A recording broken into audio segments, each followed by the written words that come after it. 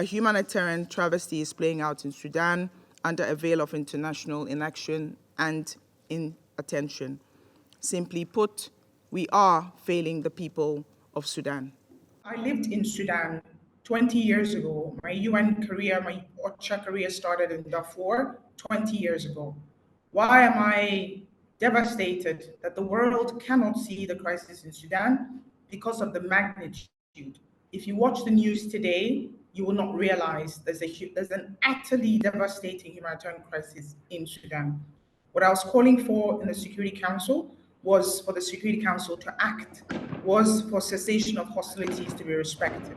My name is Edem Wosormu. I am the Director of Operations and Advocacy for the Office for the Coordination of Humanitarian Affairs.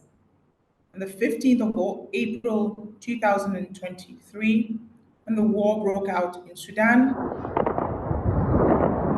I was in Geneva. I had not started the job as Director of Operations, which I started exactly a month later. I recall the time when I told my colleagues, I cannot believe that there is a war in Sudan, not just in Darfur, which started my OCHA career, but in Khartoum, but in Kordofan, and in different parts of the country. It was utterly devastating to see a country that was coming together now on the brink of absolute catastrophe. The main thing that an internally displaced person has is their dignity. And I can tell you that the last time I visited Sudan and I visited several IDP sites, the dignity of the Sudanese people is something I always take with me. I tell the people of Sudan, don't lose hope, don't lose your dignity. The international community must come together to speak to the warring parties to end the war. It is their ultimate responsibility. The people of Sudan deserve better. A message to our fallen colleagues, majority of whom are Sudanese nationals. They died doing the best of humanity. They died putting others first. Their lives will not be forgotten. Their lives will be honored.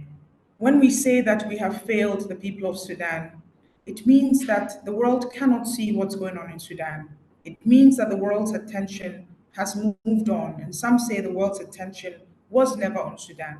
In the United Nations, we have briefed the UN Security Council more than 8 times since the war started. We will continue to do so.